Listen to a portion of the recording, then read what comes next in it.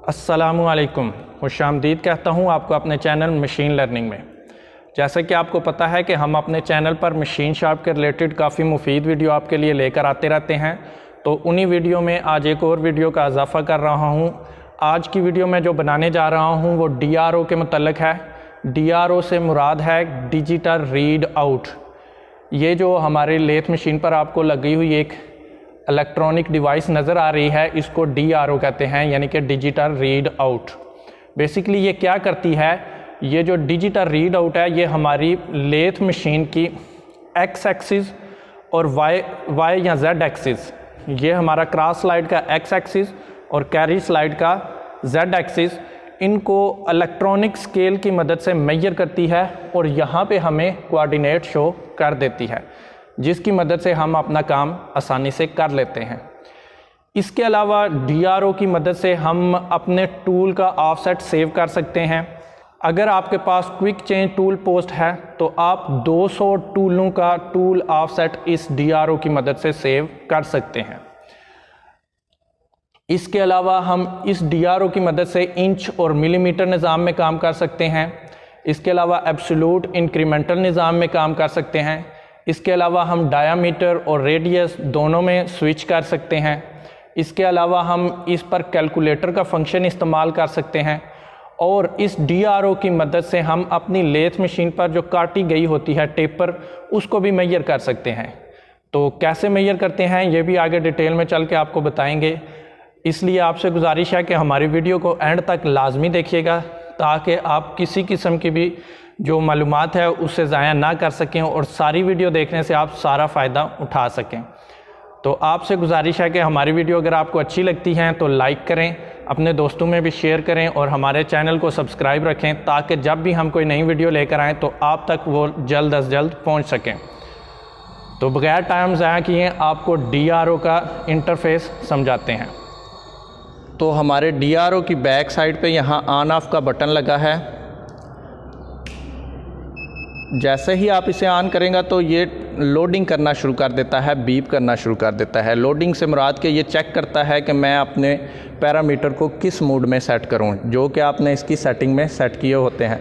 उसके बाद ये सेट करने के बाद ये आपको बता देता है कि मैंने पैरामीटर लोड कर लिए हैं और आपको मेन स्क्रीन पर ले आता है। अभी आपको ये बता रहा है कि मैं एब्सोल्यूट मोड में हूँ और ये निशान बता रहा है कि मैं अभी डायामीटर मोड में काम कर रहा हूँ। और ये जो एक्सिस है ये हमारा क्रॉस स्लाइड के एक्सिस को एक्स एक्सिस शो कर रहा है और ये जो हमारा वाई या जेड एक्सिस है ये हमारा कैरिज को शो कर रहा है। उसके अलावा हमारे पास ये जो बटन है ये एक्स और वाई या जेड एक्सिस में कोई भी मालूमात या कोई भी वैल्यू को फीड करने के लिए इस्तेमाल किए जाते हैं। उसके अलावा हमारे पास ये जो बटन हैं ये वाले, ये अमूमन कैलकुलेटर के फंक्शन को इस्तेमाल करने के लिए इस्तेमाल किए जाते हैं।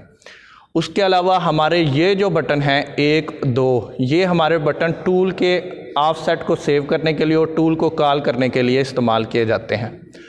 और ये जो हाफ़ का बटन है ये हमारा किसी भी एक्सिस को वैल्यू को हाफ़ करने के लिए इस्तेमाल किया जाता है। मिसाल के तौर पे हम अगर डायामीटर मोड में हैं तो मैं अगर एक्स प्रेस करके हाफ़ प्रेस करूँगा तो ये देखें हमारा एक्स रेडियस मोड में आ गया है, यानी कि अभी यहाँ से डायामीटर का सिंबल ख़त्म हो गया है और हमारा एक्स एक्सिस जो है वो रेडियस मोड में आ रहा है। अभी आप देखेंगे कि यहाँ पे 10 अगर शो कर रहा है तो जैसे ही मैं इसे डायामीटर में करूँगा तो ये 20 हो जाएगा। दोबारा एक्स प्रेस करके हाफ़ बटन प्रेस करता हूँ तो ये देखें ये डायामीटर मोड में आ गया और 20 शो करना शुरू।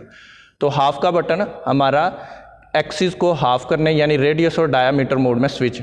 उसके बाद रेफरेंस से मुराद के हम अपनी मशीन को 0 पर रेफरेंस पॉइंट पर लेकर जाने के लिए इस्तेमाल करते हैं। और ये जो बटन है ये एब्सोल्यूट और इंक्रीमेंटल के दरमियान में स्विच करने के लिए है। अभी देखें हमारा DRO एब्सोल्यूट सिस्टम में काम कर रहा है।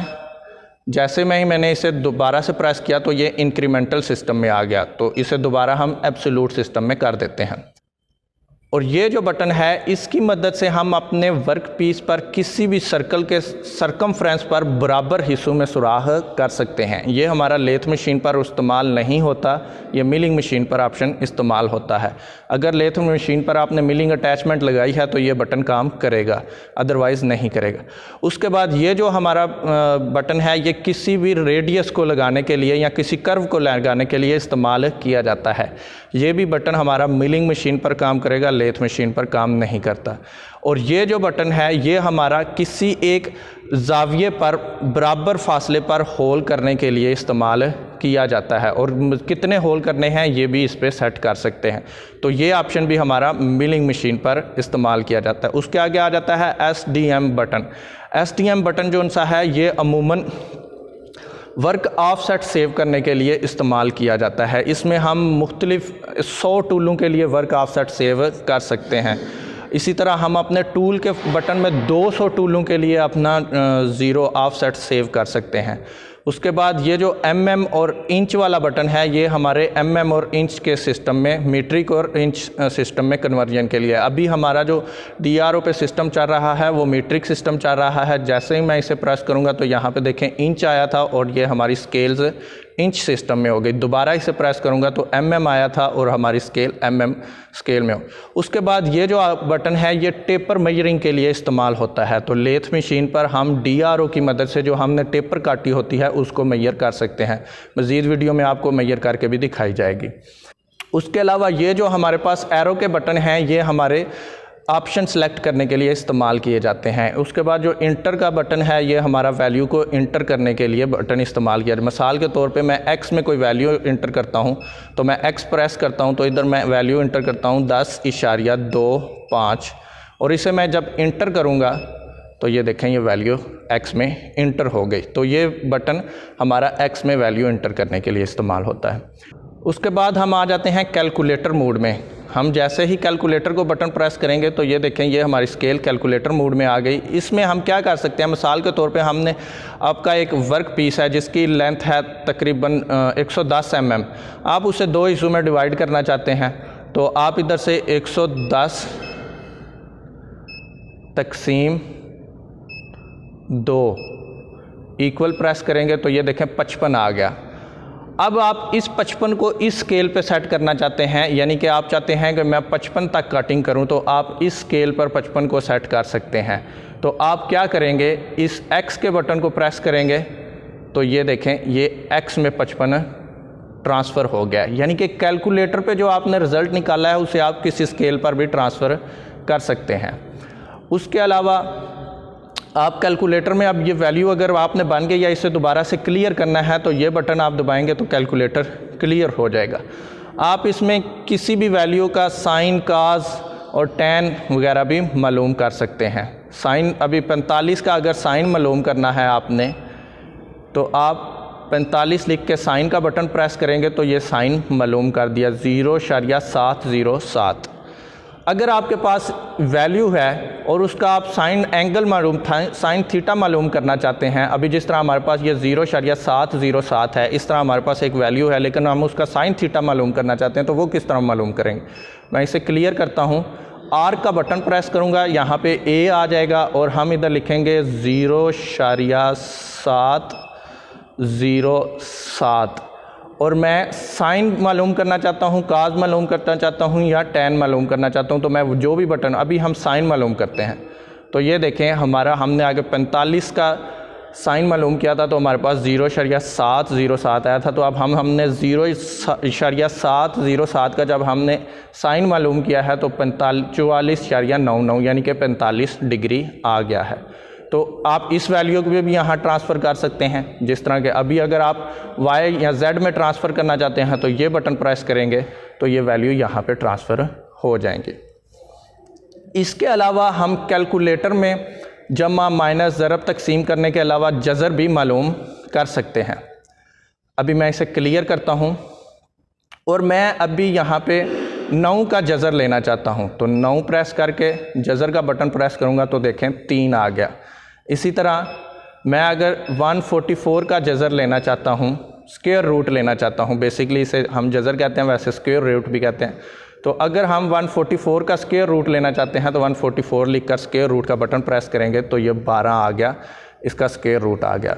ये हम इससे स्क्वायर रूट भी ले सकते हैं। इसी तरह आप जमा माइनस ज़रब तकसीम कर सकते हैं। तो अभी कैलकुलेटर मोड को ख़त्म करने के लिए क्या है कि आप दोबारा कैलकुलेटर को प्रेस करेंगे तो आपका कैलकुलेटर ख़त्म हो जाएगा। तो ये बेसिक इंटरफेस था। अब मज़ीद ये है कि आप इस DRO की सेटिंग कर सकते हैं। यही DRO मिलिंग मशीन पर भी इस्तेमाल किया जाता है, यही DRO ग्राइंडिंग मशीन पर भी इस्तेमाल किया जाता है और यही DRO लेथ मशीन पर। आप अपने DRO को ऑफ़ करेंगे और जैसा ही DRO आपने ऑन करना है तो उसके साथ अभी जब वो लोडिंग कर रहा होगा, उस लोडिंग के दरमियान में आपने ये mm और इंच वाले बटन को एक दफ़ा प्रेस करना है। याद रखिएगा, एक दफ़ा। जैसे ही मैं इसे ऑन करता हूँ, ये देखिए मैंने इसे ऑन किया तो मैंने एक दफ़ा mm और इंच वाले बटन को प्रेस किया। तो ये अभी इसने अपने पूरे पैरामीटर लोड नहीं किए, तो ये सिलेक्शन के लिए रुक गया है कि आप मुझे किस मशीन पर इस्तेमाल कर रहे हैं। तो ये देखें, ये D60 इसका मॉडल है, ये लिखा हुआ है, और 2L से मुराद के ये 2 एक्सिस लेथ मशीन पर इस्तेमाल हो रहा है। अब ये जो एरो के बटन हैं ये मज़ीद सिलेक्शन के लिए इस्तेमाल होंगे। तो नेक्स्ट देखें, ये 2M पे आ gया है, यानी कि इसे हम 2 एक्सिस वाली मिलिंग मशीन के लिए भी इस्तेमाल कर सकते हैं। फिर 2G पे आ गया है तो हम इसे ग्राइंडिंग मशीन पर भी इस्तेमाल कर सकते हैं। आप जिस मोड में इसे सेव करना चाहते हैं तो इंटर नहीं प्रेस करेंगे, आप यहाँ पे डॉट का बटन प्रेस करेंगे। मिसाल के तौर पे मैं इसे 2G पे सेव करना चाहता हूँ तो मैं डॉट का बटन प्रेस करूँगा तो ये 2G में सेव हो गया है। अब देखिएगा, जब मैं इसे बंद करके ऑन करूँगा तो यहाँ पे 2G वो शो करेगा। ये देखें,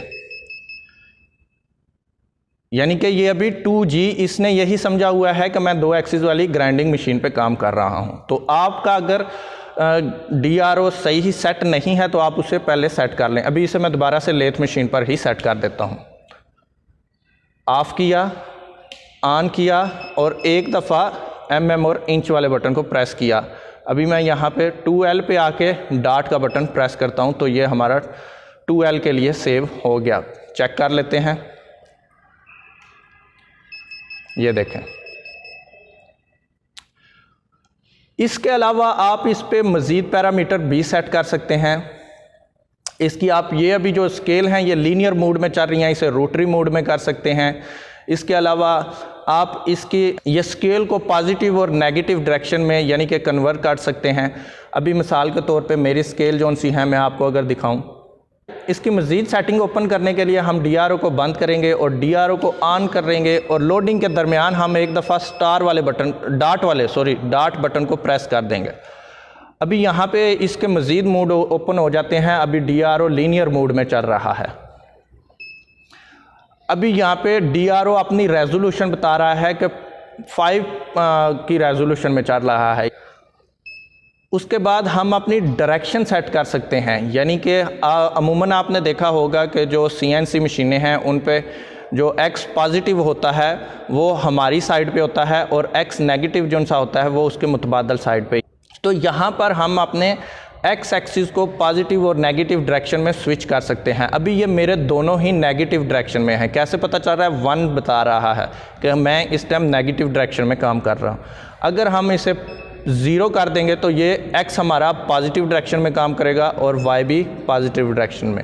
आप एक एक्सिस Y में पॉजिटिव में रख सकते हैं, एक नेगेटिव में भी रख सकते हैं और दोनों नेगेटिव दोनों पॉजिटिव में भी रख सकते हैं। तो मैं अमूमन जब यूज़ करता हूं तो X को नेगेटिव डायरेक्शन में रखता हूं और Y को पॉजिटिव डायरेक्शन में रखता हूं। और यहाँ पे हम इसे सेव करना चाहते हैं तो डॉट का बटन प्रेस करेंगे तो ये हमारा सेव हो गया। तो यहाँ से हम अपने DRO की इस तरह डायरेक्शन भी चेंज कर सकते हैं। तो चलें अब मशीन पे एक वर्क पीस लगा के कटिंग करके देखते हैं कि DRO किस तरह काम करता है। तो अभी आप देख सकते हैं कि मैंने अपने जॉब को चक में पकड़ लिया है, अपने टूल को टूल पोस्ट में बांध लिया है। DRO पे हम अमूमन ये वाली कन्वेंशनल टूल पोस्ट यानी कि जिसमें हम 4 टूल बांध सकते हैं, ये टूल पोस्ट नहीं इस्तेमाल की जाती। अमूमन इस पर क्विक चेंज टूल पोस्ट इस्तेमाल की जाती है। अभी मेरे पास क्विक चेंज टूल पोस्ट नहीं है, इंशाल्लाह मैं मंगवा रहा हूँ और उसे एक सेट करूँगा जब, तो फिर आपको क्विक चेंज टूल पोस्ट के साथ DRO को भी बता दूँगा कि किस तरह आप एक से ज़्यादा टूलों का ऑफसेट सेव कर सकते हैं। अभी इस इस टूल पोस्ट में क्या होता है कि जब हम इस टूल पोस्ट को खोलते हैं या अपने टूल को खोलते हैं तो हमारा टूल का ऑफसेट ख़त्म हो जाता है और वर्क पीस का भी ऑफसेट ख़त्म हो जाता है। तो हमने एक दफ़ा जिस जगह पे टूल को बांध लिया और अपने टूल पोस्ट को जिस जगह एक जगह पे जहाँ पे लॉक कर लिया, फिर हमें यहाँ पे ही काम करना है। अगर आप अपनी इस टूल पोस्ट को खोलेंगे तो फिर भी आपका टूल का ऑफसेट ख़त्म हो जाएगा, टूल को खोलेंगे फिर भी ख़त्म हो जाएगा। अभी मैं इस टूल को ज़ीरो करने लगा हूँ, यानी कि टूल ऑफसेट करने लगा हूँ और वर्क पीस ऑफसेट भी करूँगा। अभी सबसे पहले आपने फेसिंग करने के लिए अपने टूल को फेस को टच करना है यहाँ पे। अभी मैं यहाँ पे हल्का सा वैसे ही टच करूँगा तो ये मुझे पता चल गया कि यहाँ पे मेरा टूल अच्छी तरह टच हो गया साथ। आप पेपर रख के भी टच कर सकते हैं। यहाँ पे टच करने के बाद आपने अपने DRO को जो Z डायरेक्शन है, ये हमारे पास जो कैरिज है ये Z डायरेक्शन है, तो Z डायरेक्शन को 0 प्रेस कर देना है। Z डायरेक्शन को 0 करने के बाद हमने अब अपने टूल के साथ अपने वर्कपीस के ऊपर एक हल्का सा स्किम कट लेना है, यानी कि सिर्फ कट हल्का, बिल्कुल हल्का कट लेना है आपने।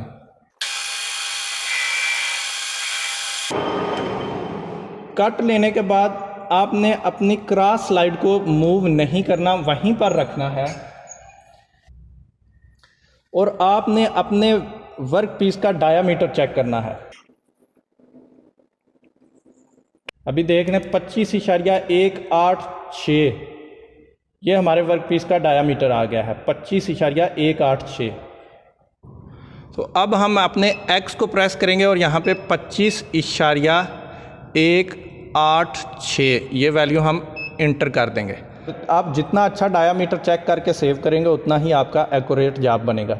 अब हमारा उसे पता चल गया है कि Z यहाँ पे 0 है और यहाँ पे इस टाइम हमारा जो डायामीटर है वो 25.186 है। तो अभी मैं अपने वर्कपीस को 24 कर देता हूँ। तो ये देखें, सॉरी, अब क्या होगा कि जब मैं कट लूँगा और उसके बाद जब मैं दोबारा अपने वर्कपीस का डायामीटर चेक करूँगा तो ये पूरा 24 होगा। अब कट लेके चेक करते हैं और देखते हैं, ये हमारा पूरा 24 है।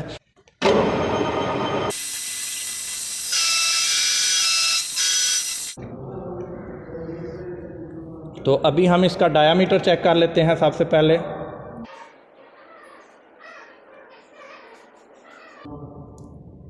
तो ये देखें 24.006 ये इसका डायामीटर तैयार हो चुका है। तो डायामीटर हमारा पूरा तैयार हुआ है 24। और अभी इसकी लेंथ चेक कर लेते हैं 25। मेरा ये टूल रेडियस में है तो यहाँ पे लेंथ थोड़ी मुश्किल से ही चेक होगी, लेकिन फिर भी चेक करते हैं।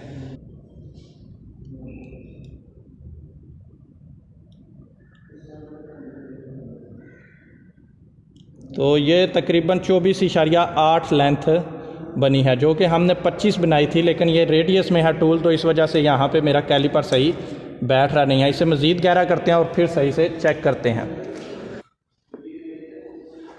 अभी हम अपना डायामीटर 22 पूरा कर देते हैं। ये डायामीटर मेरा 22 पूरा तैयार होगा और लेंथ जब मैं काटना शुरू करूंगा तो मेरी मुसलसल लेंथ चलती जाएगी और मैं इसे 25 पर रोक दूंगा। चलें कटिंग शुरू करते हैं।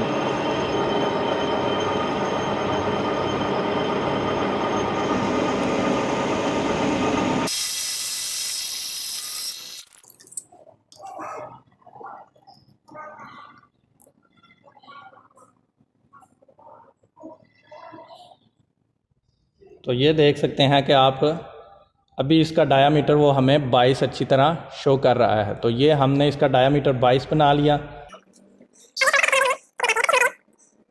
ये 24.9 ये देख सकते हैं 24.9, ये 25 किया था, ये 24.9 बना है। चूँकि टूल रेडियस है तो यहाँ पे हल्का सा वो इसलिए शो कर रहा है।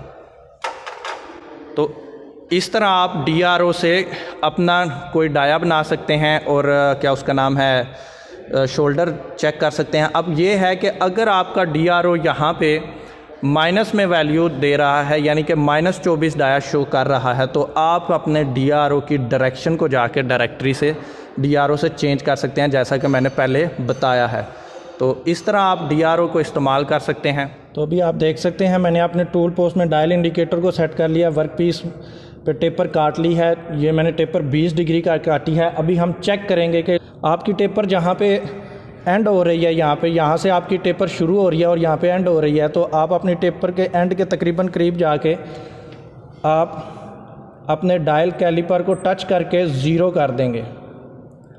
ये देख सकते हैं आप, ये मैं इसको ज़ीरो कर रहा हूँ।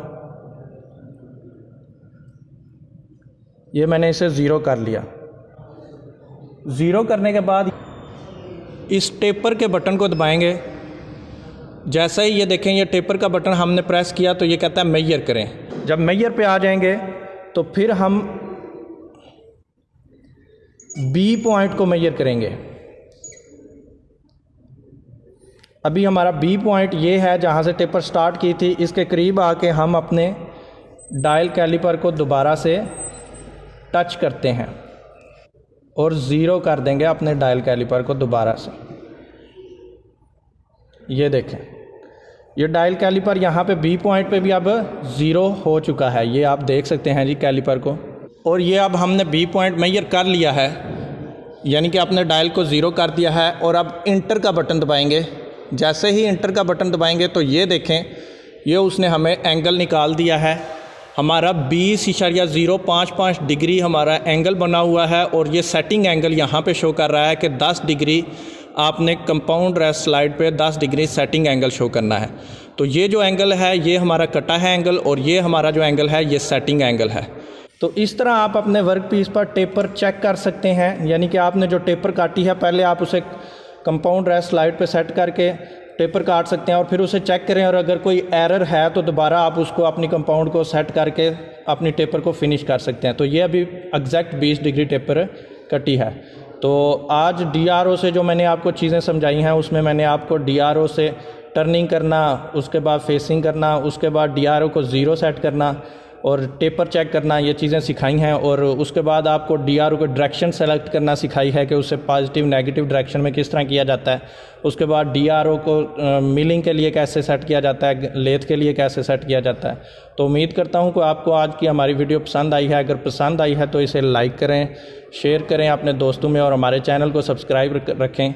इंशाल्लाह किसी और वीडियो में अच्छे टॉपिक के साथ फिर आपकी खिदमत में हाज़िर होंगे। तब तक हमें दें इजाज़त, अपना रखें ख्याल। अल्लाह हाफिज़।